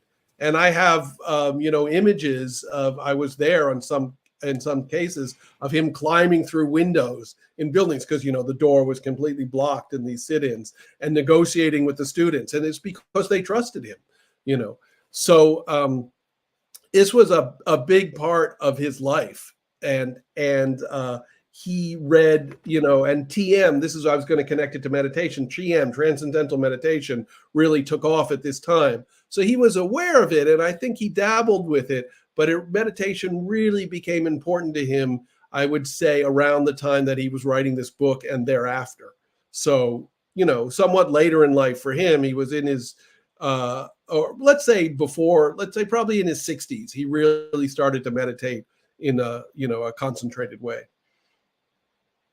When, for our listeners who may not be familiar with who your father is, or who may not be familiar with Tuesdays with Morrie, when did Tuesdays with Morrie come out in relation to your father's illness? Okay, I'm going to answer that question. I notice it's getting real dark in my room. I had sunlight. Now the sun is setting here, so I'm going to turn on a light. I'll be right back. No problem. Let's put up an image of the book. Yeah, there you go. There you go. That's better. So this is also the answer to your question this is the book that I've just published of my dad, The Wisdom of Morrie, was published in the middle of last year. The question that Sean asked me is about Tuesdays with Morrie. I tell this to people and people are shocked, but if you think about it, you would know it. It's actually in Tuesdays with Morrie. My father never saw a word of Tuesdays with Morrie. Mitch did not even start writing the book until my father had passed away. So my father was unaware that he's become an international figure. And Tuesdays with Morrie is in 40 languages. I can tell you all kinds of international stories about Tuesdays with Morrie. Tuesdays with Morrie has been turned into a play by Mitch, and the play is intensely popular in certain territories, including China. The play has been performed at the most prestigious theaters in China over 250 times. I've done Q&A after the play in China and in Japan. In China, I did it about 5 times. The play and the book are so popular in China that I did presentations with the actors who were playing Mitch and my father when the play wasn't even being performed. Just me and these 2 actors on stage to, a theater of 3,000 people in China. It's just crazy, blew my mind. I've also done Q&A in Japan after the play and in other territories. So this is really a worldwide phenomenon. And, the book has sold well in territories all across the world. We got letters from people all around the world. And my father never saw any of this. What do you think he would make of it? Oh, he'd be overjoyed. He would be overjoyed. He loved the spotlight. He loved to offer his wisdom if people were interested to what he had to say. I mean, he did do speaking tours, but he wasn't a celebrity. He wasn't famous. So, there was a thing called the Brandeis Women's Committee, and they connected to other women's committees across the country. So he would go on a little speaking tour of the Brandeis Women's Committee, and he would speak to women's groups like small groups, 10 or 15 people, maybe 20 people across the country. He loved doing that. I have a video of my father on various programs talking about various issues, mental health and peace. My father was one of the founders of the Peace Studies program at Brandeis University. So I have a whole program where he talks about peace. It was a public access TV, of course, as I said. He wasn't famous, but relates to your program maybe. So I thought I'd mention it. But he loved, public speaking. He loved to offer his insight and his wisdom. So he would be overjoyed to know that what he has to say has reached so many people. But it's so ironic that he never found out about it. Well, yeah, and that's kind of where I was going with this, is that the book that we're talking about today, The Wisdom of Morrie, is almost a perfect prequel to Tuesdays with Morrie. Exactly. And it almost seems as though there was some insight. Now, did your father intend for this manuscript to get published? I mean, absolutely. He tried to get it published. Really? It. Oh, yes. He finished it. And he tried to submit it to publishers, but he just wasn't very well versed in the, general mainstream publishing game. He didn't understand, for example, in order to publish a manuscript, you need to get an agent. Like, that's just how it's done. You don't just publish a manuscript. If you send a manuscript into a publishing house, they're going to throw it right in the trash. They're not even going to read it if it doesn't come through an established agent. That's just how the industry is. And he didn't know that. He didn't know about it. I think, he made some basic inquiries, but he didn't get any interest whatsoever. As I said, he wasn't a celebrity. He wasn't a famous person. All the books that he had written before had been academic. And I could talk about that. One of them was a big watershed in the field of mental health. Yes. But it had also been a long time before this, when he wrote this book. But the fact is that it wasn't a mainstream book. It was for mental health. And I can talk about it. That book is called The Mental Hospital. I love to talk about it because actually, if you think about it, you can see the through lines in my father's life and his philosophy as to how that book is similar to this book. I mean, that book is also about the relationships in an institution, in the mental hospital. His big insight, or one of the big insights in that book, was that the relationships between everybody in the hospital, for example, doctor to doctor or doctor to nurse, affected the patients. If a doctor and a nurse weren't getting along, it had really dramatic effects on the patients in the hospital. He was the first person to point this out and to write it in an academic context, to show it in a study. And the book became a watershed and, was used as a textbook literally for decades. But you can see the basis of it is relationships, how important the relationships are among people and what a significant impact it has on our mental health. And, Yes. That's similar to the things that he's writing about in this book, The Wisdom of Morrie. And you can see that in a through line in Tuesdays with Morrie. You say this book is a great prequel to Tuesdays with Morrie. I mean, I think that that's right. I call them sort of bookends because in some ways the ideas, the content is really similar, but the style and the presentation is so completely opposite, right?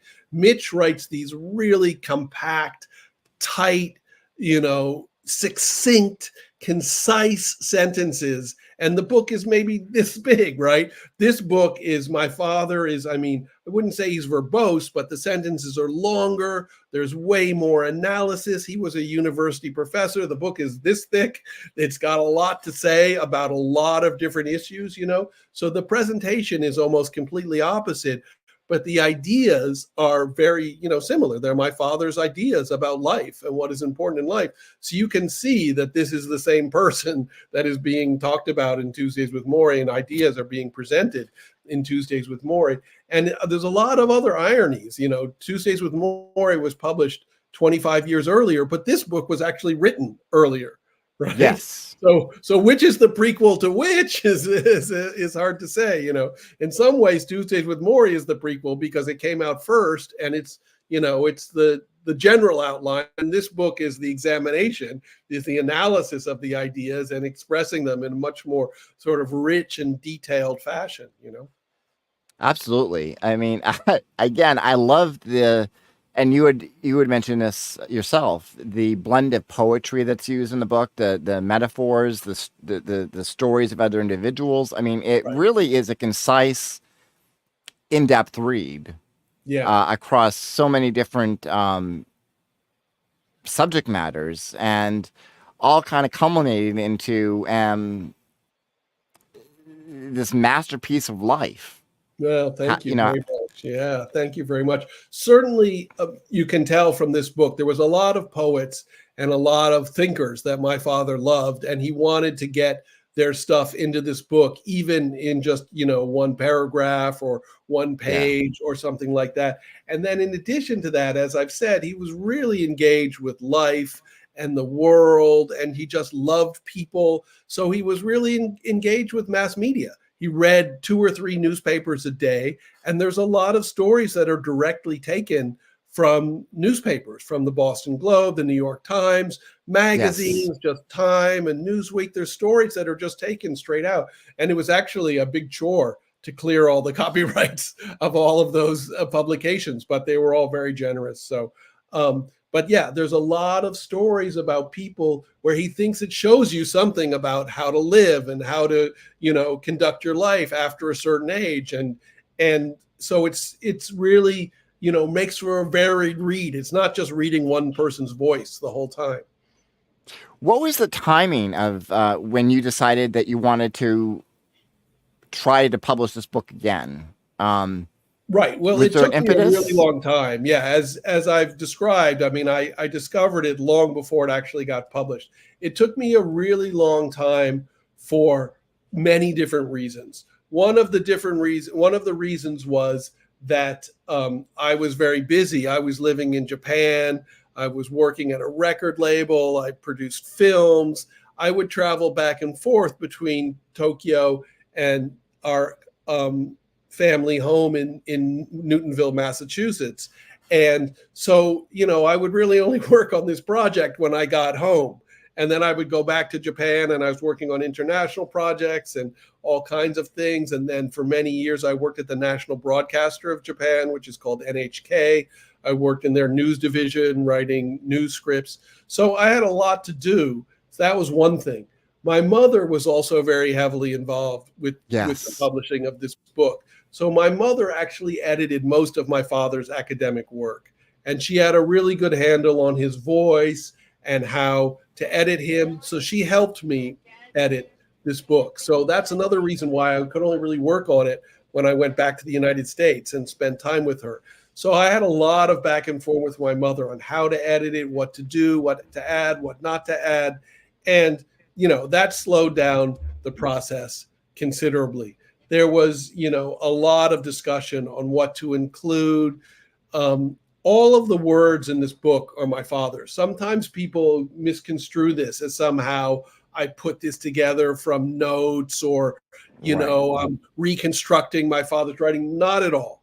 100% of the writing. I mean, I write an afterword, a foreword, and an afterword about my father and my mother, but that's it. The rest of the writing in the book is his. I edited it, meaning some sentences I made shorter, or some sections I left out, but all of the words are his, 100%.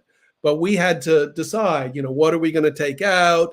My father wrote this book, as I've mentioned, over a 4 or even 5 year period, let's say 4 year period. So there's repetition in there. He didn't edit himself. So I was like, oh, he already said this exact same thing in a previous chapter. So we have to take this out here, So there was a lot of editing that needed to be done for this book. And yeah, it was a very slow process, as you can see.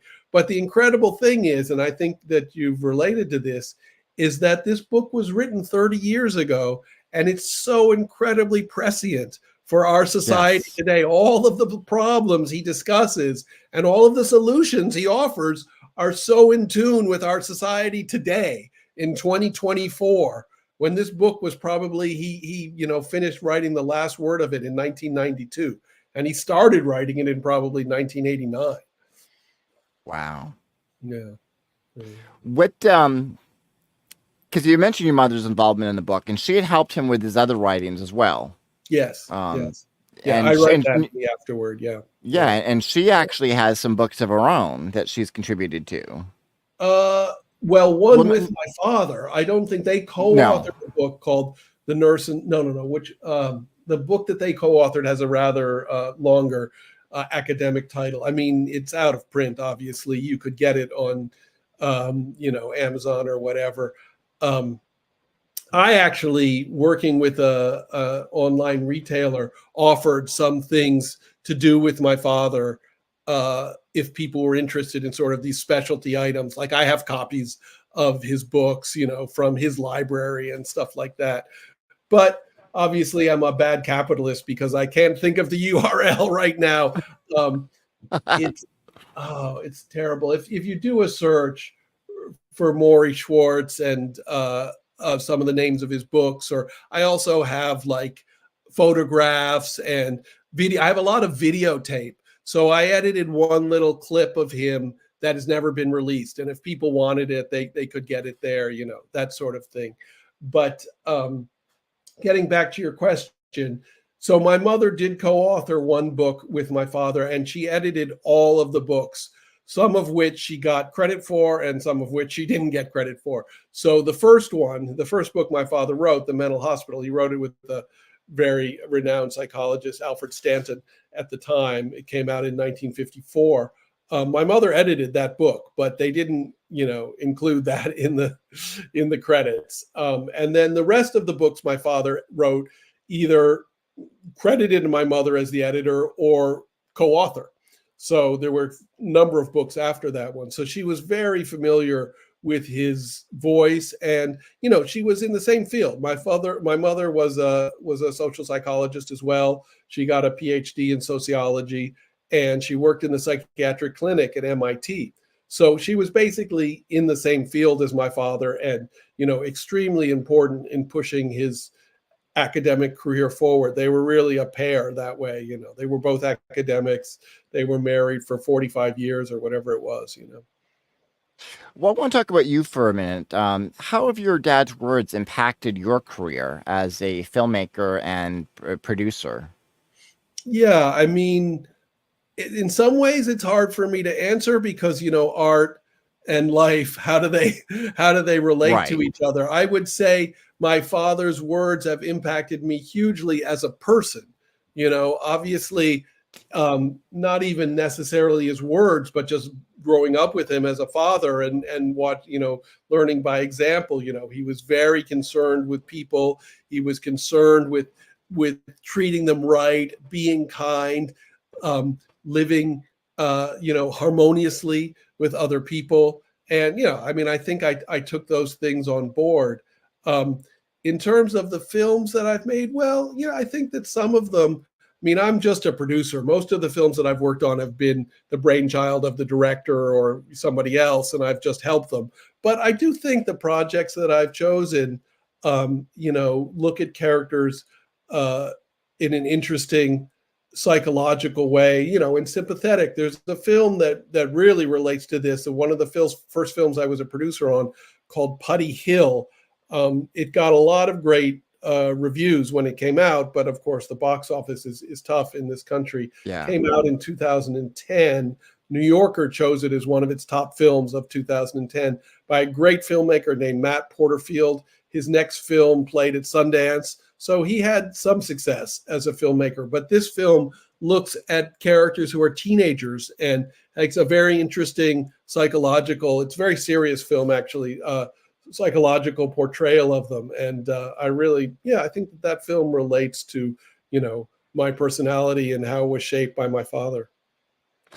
Well, one of the ways too, and this is a very something that I find very endearing, Onetopia. I was wondering if you could talk about that. Sure, absolutely. So Onetopia is a benefit mental health festival that we're planning to hold, music festival that we're planning to hold in September of this year. It's completely benefit. All of the money will go to support mental health groups across the country. We feel that there's kind of a mental health crisis in this country and not enough Yeah. attention is being paid to it. So Onetopia, you can go to onetopia.com. The website is up. And We're going to try and put together a big festival, have all kinds of, presentations that not necessarily on stage, but in booths around. It's going to be a festival that will hopefully focus on mental health and help people recognize things. And all of the money raised from all of the performances, the festival in general, will go to mental health groups. So this is something that we're working on, we're planning. It's a big chore. It's a big project. So we're doing our best. Well, I wish you the best of luck with it because, as you said, there is a mental health crisis in this country. I think so too. This is something that your father was on the forefront of. Absolutely. That's right. That's right. I mean, he talked about this in all sorts of different ways. As I alluded to a while back, I mean, this is a political program. My father's political leanings were very much in line with what this program is about. And in the 80s, he actually was co-author of a book, and I have one television program where he went on, where he talks about nuclear issue. And his definition, the definition for a human being of being, let's say, mentally unwell is when you don't ensure your own survival. Right. And my father extended that to the society. When the society gets to a place where it's not even ensuring its own survival because we have all of these weapons now that could destroy the entire planet, then the society is unwell psychologically. He would go far as to say that the society is insane, right? And this is what he was trying to present to people, to think about nuclear armaments in a different way. It's insane how many nuclear armaments we have, way beyond anything that we could possibly need, And this is back in the 80s when the Cold War still existed. So you can imagine his political perspective. Yeah, I mean, your father, we need more people like your father. We need your father's wisdom now more than ever, because it does seem like society is devolving into something that is very scary. Yeah. I thought we might get to this point in the discussion. I was actually hoping so, because I think that obviously, as I said, my father's political leanings would be very much in line with what this show is about. But on the other hand, he felt it was really important not to alienate anybody, not to other anybody. And basically, from our perspective, and from the perspective of the other side, they say the same thing about us, but that's always the way that it is. From our perspective, it's all about education. You have to show people what the truth is. And we have a lack of education in this society. And of course, there's such a huge disconnect. If you don't believe such basic things like the world is round, then it's really hard to have a discussion. Yes. No, I mean, this is serious. You're laughing. But there's a lot of people out there who don't believe in things that are so basic that you and I would just be like, throw up our hands. This is a problem. And I think that this is the way my father would address it, is that, we need to get together as a society and realize that every single person is important and every single, life is valuable. And if you're so misinformed about what is going on and basic truths about the world, then we have to try and help you. He would really look at it as an opportunity to help people. How do you solve the problems, and how do you reach people who have such a vastly different perspective than you and I? This is a huge question. I'm not sure my father could give you a simple answer for that question, but this is how he would view it. He would view it that, there's no people out there that are bad. They're just misinformed, Yeah. Well, and that's what's great about your father is the accepting and just the general wisdom. Your father really was someone special, and it strikes me, how did he obtain all of this wisdom throughout his life? Because there's a lot of lives. Well, I can answer your question. I mean, I can give you some hints. I mean, answering it fully is hard. But my father believed, and we touched on it earlier, that losing his mother at such a young age made him incredibly sensitive to the pain and suffering of other people. So he was really attuned to that. And once you realize that everybody has pain in their life, everybody has suffering, nobody is immune from that, then you feel much more of a kinship with them. You know, we like to other our enemies and say, oh, he's just a bad Yes. person. But that's just not how it is. The fact is that everybody believes that they're a good person. And if we can say, well, they haven't been such a good actor in society, then we need to try and, you know, make a connection with that person and show them that maybe you haven't been such a good actor in society. But the point is that my father was able to see the humanity in everybody. And that the basis of that was because he was so attuned to suffering and loss and pain in the human species. And it's universal, right? Nobody is immune from that. So I think that he would say that that was the basis of it. And then, of course, he built on that by being a social scientist, by reading and studying the human, you know, mind and the human emotion and trying to come to some understanding of that. And of course, one of the primary ways to understand humans is to understand people who are unwell psychologically, Right. people who have mental illness. If you can understand mental illness, you can really gain a fuller picture of what it means to be human.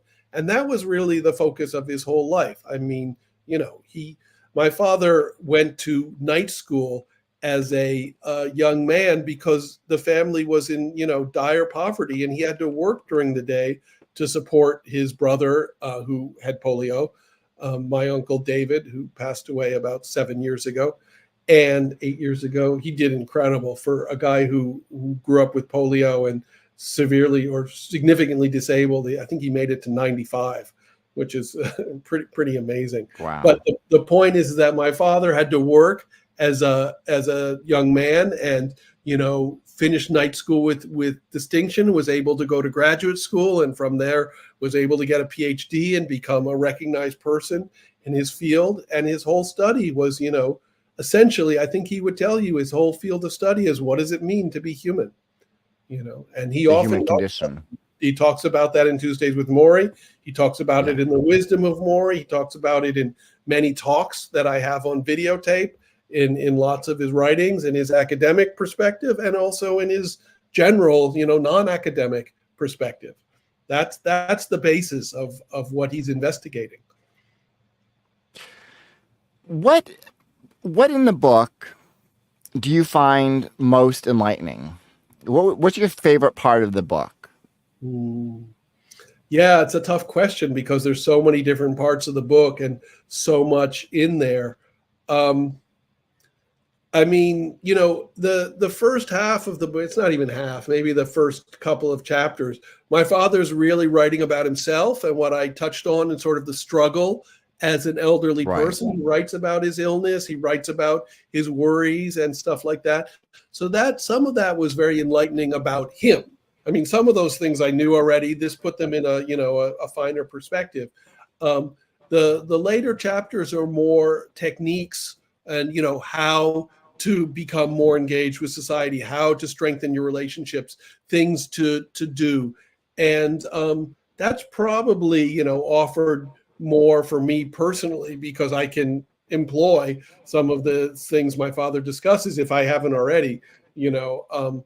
But that's a general answer. Specifically, the passages that stick out, one you've already alluded to, the passage on regret is very, very powerful, because as you said, we all have regrets. And he, you know, this is something that's painful for people, and he, you know, addresses it head on. And of course, I have regrets in my life. So it's very, you know, it was very powerful and helpful, healing to read that particular part of the book. Those were the things that would stick out in my mind. And of course, the times that he mentions me. Well, you're mentioned quite a bit in the book. Just twice. Yeah. That's yeah. Quite extensively, though. Right. And he mentions Japan, too. I love that. I had spent some time in Japan before coming back to where I'd lived with my father. I told you the story at the beginning of this talk. I had spent some time, and he had come and visited me. So he writes about being in a Japanese garden. That was wonderful. I had no idea that he included that in the book until I read it. So obviously that touches me, since after that I lived in Japan for a very long time.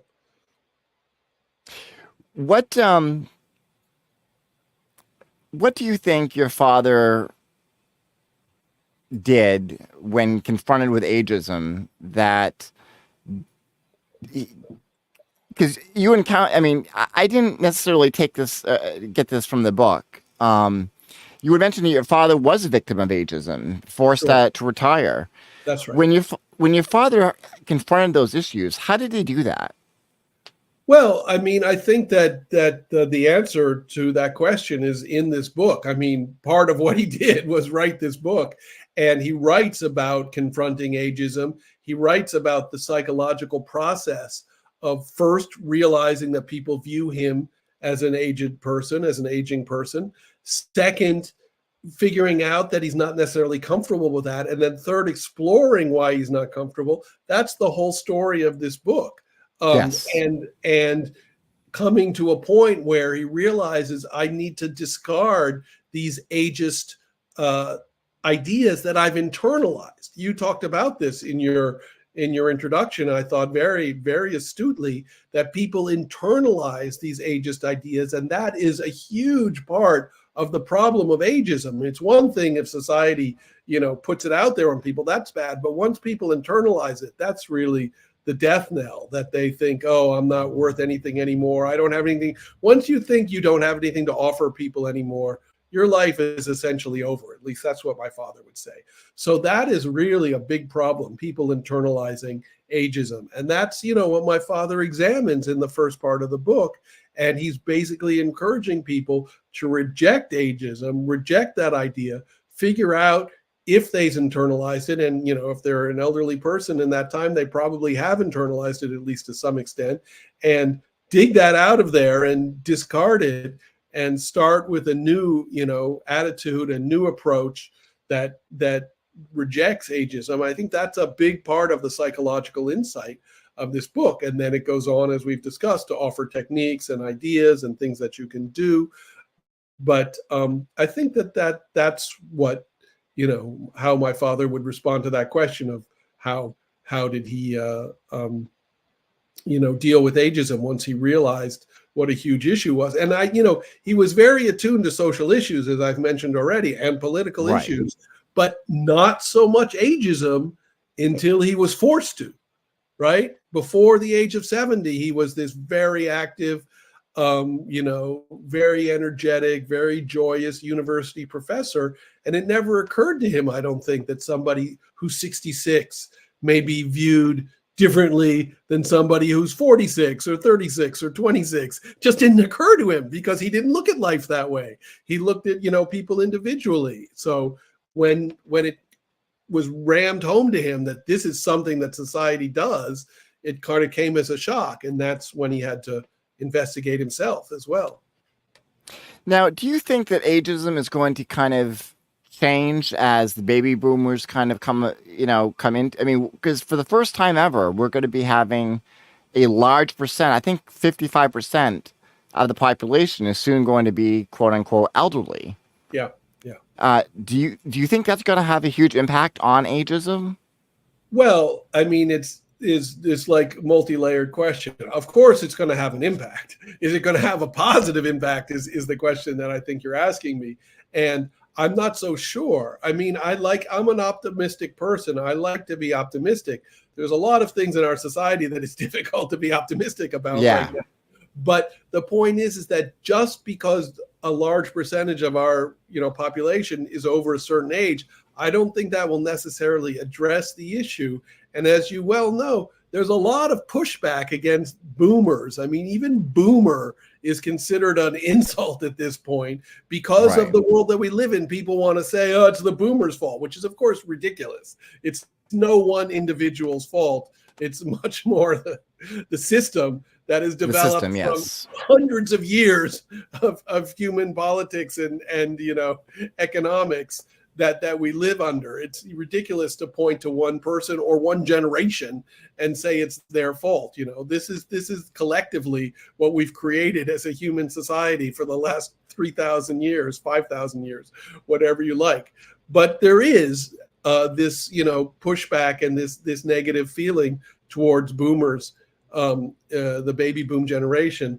in our society. So therefore, when they get old, I mean, whatever generation you want to point to, and I'm a little suspicious, of these generations, because I kind of fall between the stools of two generations, and I certainly don't identify with the one before me, and the one after I kind of don't identify with either. So I'm a little suspicious of all these neat boomer, Gen X, Right. millennial, Gen Z. I'm very suspicious of that. But the fact is that there is all this sort of distaste for boomers. So if they start talking about, hey, you need to, respect elderly people and you need to reject ageism, it's just a lot of people are just going to go, oh, that's just boomers trying to get everything for themselves, as they always do. So I don't think anything is naturally going to happen to address ageism. I think that we need to make this a societal issue, the way that racism was made a societal issue back in the 50s and sexism was made a societal issue in the 70s. And we've made a lot of progress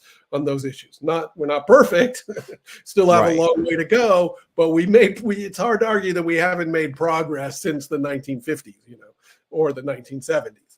So I think that this issue needs to be addressed, and hopefully then we can start to make progress as a society. Not as this generation or that generation, but as a society. Yeah.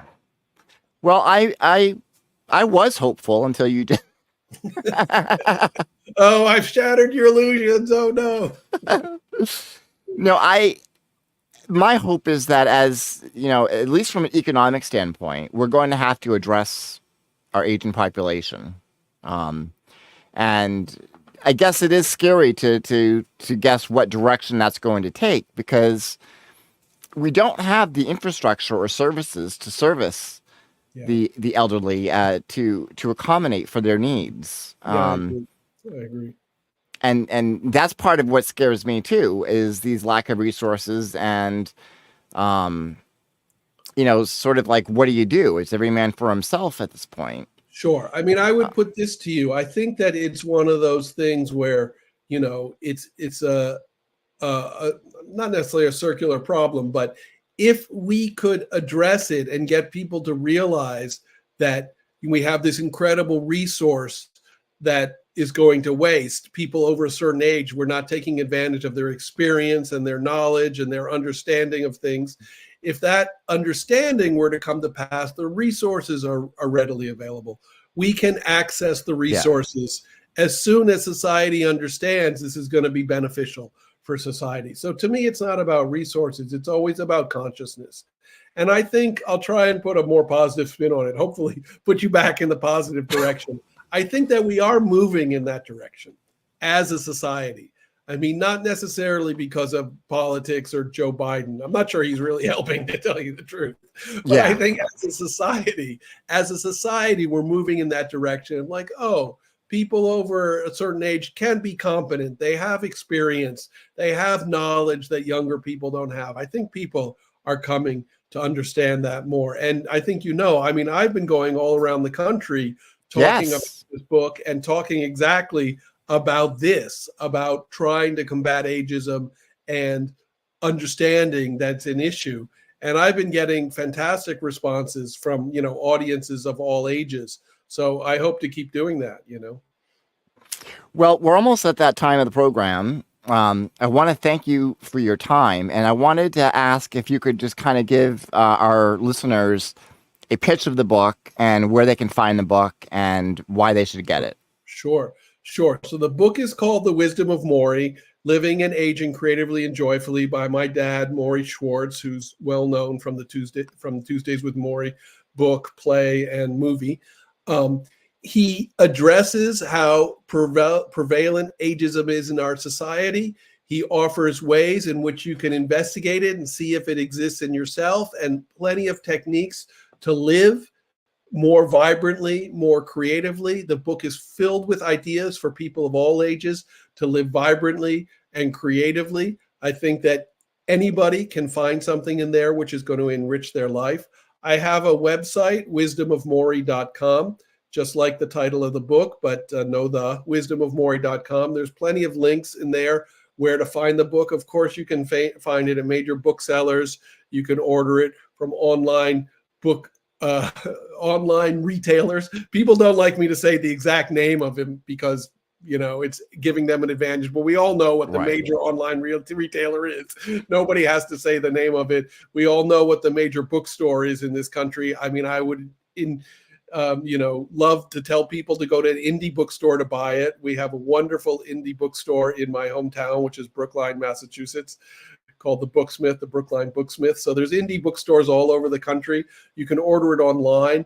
The what do we call it? The read version, Audible, has this incredible read version of it by this fantastic actor named Steven Weber. He did a fantastic job. I read my essays. He reads the rest of the book. He gets the intonation, the complexity of it. He gets it perfectly right. I would, Audible chose it as one of their top 10 books of 2023. So I would encourage people to listen to it. I think it's very powerful to listen to. But however, you know, you want to take it in written or listening, I think is great. Yeah, you can go to wisdomofmorrie.com. There's lots of video up there of presentations I've given, lots of reviews of the books, lots of links as to where you can get the book, The Wisdom of Morrie. Thank you so much, Rob. This has been a pleasure. And again, I encourage people to read the book. It doesn't matter how old you are. This is a book about how to live fully, how to embrace life.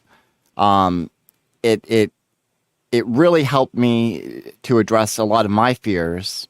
And I can't thank you enough for bringing this book out into the universe.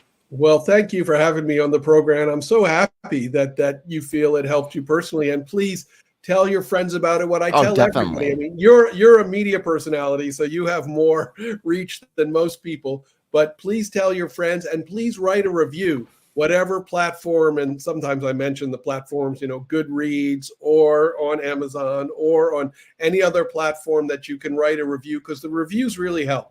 You know, putting your presence online in a written form really helps. So if you like the book, please tell your friends about it.